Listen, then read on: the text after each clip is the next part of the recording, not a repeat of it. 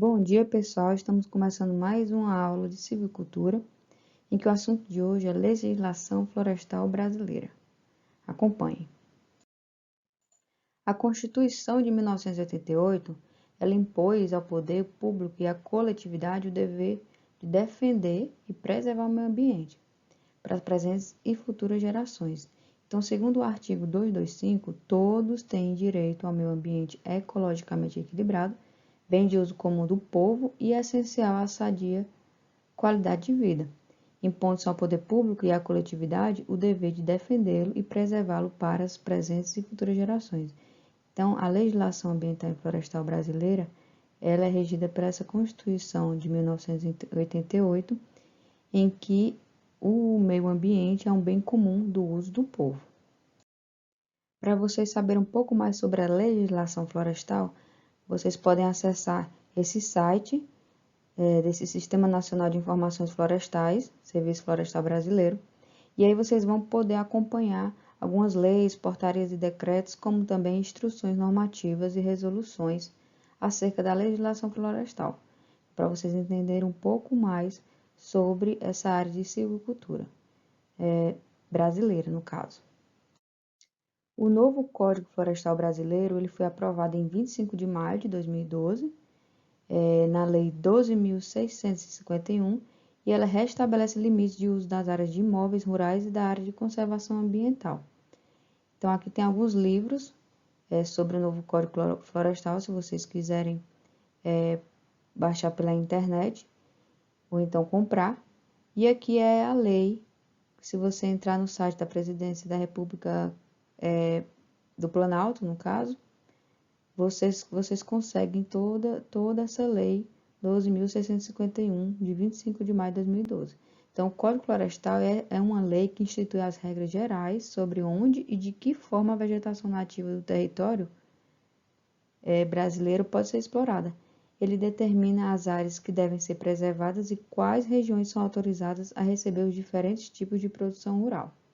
Tá ok? Então, esse aqui é o novo Código Florestal Brasileiro, em que eu vou falar um pouquinho sobre ele nos próximos slides. A Lei 12.651, de 25 de maio de 2012, também conhecida como o novo Código Florestal, ela estabelece normas gerais sobre a proteção da vegetação nativa, em que essa proteção da vegetação inclui áreas de preservação permanente, APPs, e reservas legais, RL, como também a exploração florestal. Então, ela estabelece essa lei normas gerais sobre a exploração florestal, o suprimento de matéria-prima florestal, no caso, a origem, o controle da origem dos produtos florestais e também a prevenção e controle de incêndios florestais. Essa lei 12.651, ela estabelece normas para todos esses itens e eu vou falar um pouco sobre eles nos próximos slides, sobre cada um deles. Vamos começar a falar e entender um pouquinho sobre o que são áreas de preservação permanente, as chamadas APPs. São áreas protegidas, cobertas ou não por vegetação nativa. Está no capítulo 2 da Lei 12.651, em que ela tem a função ambiental de preservar os recursos hídricos, lagos, rios, a paisagem, a biodiversidade e também a estabilidade geológica. Então, vou falar um pouquinho sobre ela aqui. As áreas de preservação permanente, assim como as unidades de conservação, chamadas de UC, visam atender ao direito fundamental de todo brasileiro a um meio ambiente ecologicamente equilibrado, conforme assegurado no artigo 225 da Constituição. No entanto, seus enfoques são diversos, enquanto essas unidades de conservação estabelecem o uso sustentável ou indireto de áreas preservadas. As áreas de preservação permanente, APPs, são áreas naturais, intocáveis, então elas são intocáveis, tá, gente? Com rígidos limites de exploração, ou seja, ela não é permitida a exploração econômica direta. Não pode entrar ninguém, assim, para explorar. Facilitar o fluxo higiênico de fauna e flora, proteger o solo e assegurar o bem-estar das populações humanas. Então, isso é área de preservação permanente.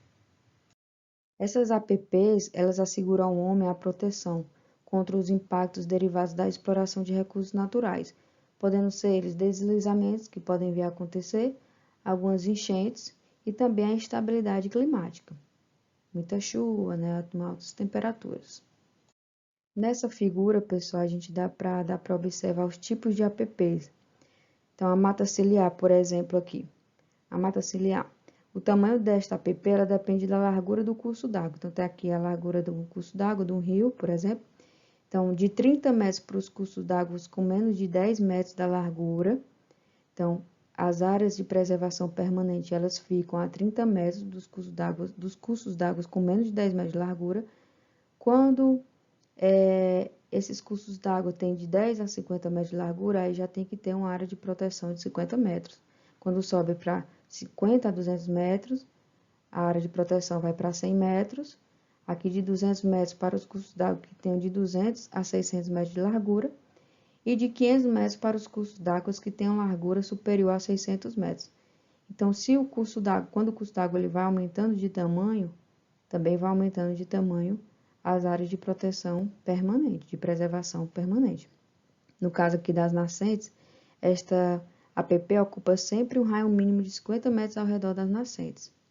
As restingas, as APPs que cobrem áreas fixadoras de dunas ou estabilizadoras de mangues, as encostas também, em regiões com declividade superior a 45%. Então, aqui são os limites dos tipos de APP. Essa figura aqui dá para entender melhor aquela parte de mata ciliar, dos cursos d'água. Então, por exemplo, aqui está passando o rio, o curso d'água, à medida que ele vai aumentando de tamanho, vai também aumentando a largura do rio, vai aumentando também a mata ciliar, a área de preservação permanente que tem que ser preservada, né? Então, como vocês podem ver nessa figura, os cursos d'água eles variam entre 30, as margens, né? De 30 e 500 metros, dependendo da largura de cada um. Entre as mudanças introduzidas pelo Código atual, esta é a das mais controversas. Por quê? Embora mantenha as mesmas distâncias do Código revogado anterior, ele inicia a medida a partir da calha regular, isto é, o canal por onde correm regularmente as águas do curso d'água durante o ano, dos rios e não mais a partir do leito maior. Então, a largura do rio, ao considerar o seu nível mais alto, isto é, o nível alcançado por ocasião da cheia sazonal. Isso significou uma efetiva redução dos limites das APPs, às margens do curso d'água, uma vez que a nova medida ignora as épocas de cheias dos rios. Então, eles não estão mais levando em consideração as épocas de cheias de rio. Ele não conta a partir das margens, dado que o regime fluvial varia ao longo do ano e a calha será menor nos meses secos que nos meses chuvosos. Então, tá aqui, gente, as áreas de preservação permanente em relação aos cursos d'água. A gente já aprendeu um pouco sobre as áreas de preservação permanente, que são áreas intocáveis. Vamos falar agora de reserva legal.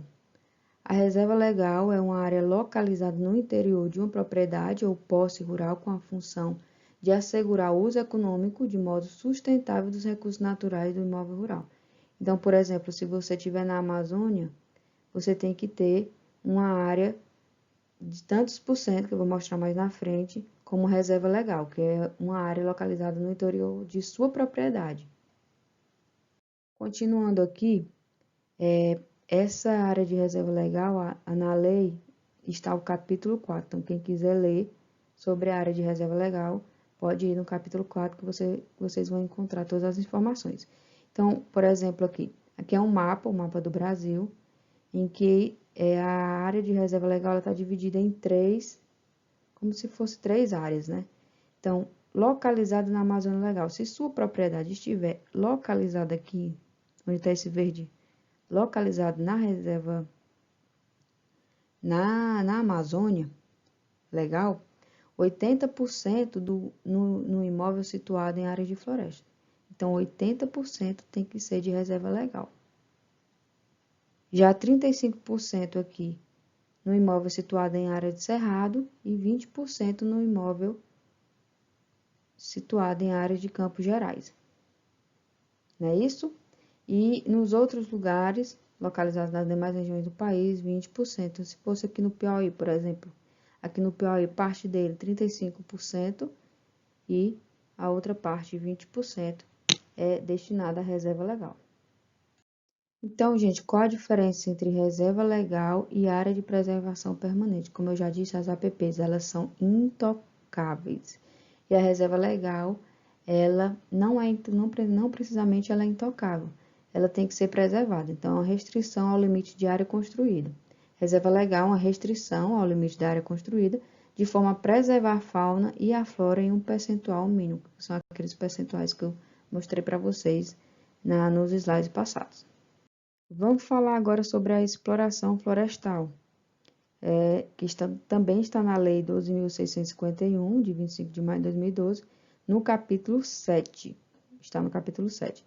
Então, a exploração de florestas nativas e formações sucessoras de domínio público ou privado, ela dependerá de licenciamento para fazer essa exploração florestal.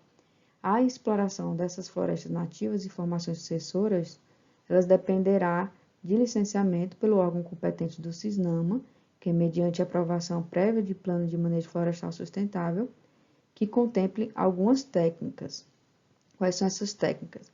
As técnicas de condução, exploração, reposição florestal e manejo compatíveis com os variados ecossistemas que a cobertura arbórea forme.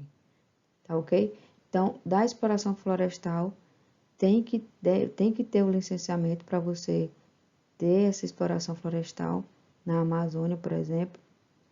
E aí, essa lei, ela tem todas as informações sobre como se deve fazer a exploração florestal, e que depende de licenciamento. Outro item bem importante nessa lei 12.651, do capítulo 8, fala do controle da origem dos produtos florestais. Então, por exemplo, é o controle da origem da madeira, do carvão e de outros produtos ou subprodutos florestais, que incluirá sistema nacional que interage os dados de diferentes entes federativos, coordenado, fiscalizado e regulamentado pelo órgão federal competente do CISNAMA. Então, é livre a extração de lenha e demais produtos de florestas plantados nas áreas não consideradas de reserva legal e APPs. Então, se a área não é reservada à área de preservação permanente e reserva legal, então é livre a extração de lenha e demais produtos florestais. E pessoal, então como é que eu vou saber se aquela área de preservação permanente ou de reserva legal? Como eu mostrei naquela figura anterior da mata ciliar, vai depender de todos aqueles limites, do curso d'água, das restingas, e entre outros. Então, vai depender também da sua propriedade, se ela está na Amazônia Legal, se ela está fora da Amazônia Legal, e aí você vai saber se aquelas áreas são de preservação. Vamos continuar aqui sobre a proibição do uso de fogo e controle dos incêndios, que está no artigo 38, que é proibido o uso de fogo na vegetação, exceto nas seguintes situações. Quais são essas situações? Em locais ou regiões cujas peculiaridades justifiquem o emprego do fogo em práticas agropastoris ou florestais, mediante a prévia aprovação do órgão estadual ambiental competente do CISNAMA, então são em práticas agropastoris ou florestais, mas, como eu disse, em locais ou regiões que justificam o emprego do fogo nessas práticas. Segundo, emprego da queima controlada em unidade de conservação, no caso, em conformidade com o respectivo plano de manejo, visando ao manejo conservacionista da vegetação nativa, cujas características ecológicas estejam associadas evolutivamente à ocorrência do fogo. E 3, atividade de pesquisa científica.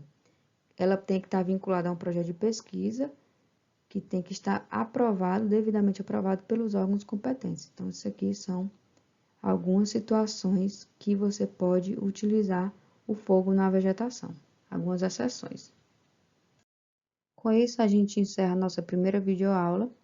Na próxima videoaula, a gente vai falar um pouco como combater os incêndios florestais, também como cadastrar o seu imóvel rural, no cadastro ambiental rural, e falar um pouco também o que é um módulo fiscal. Acompanhe, então, até a próxima videoaula. Bom dia a todos e bons estudos!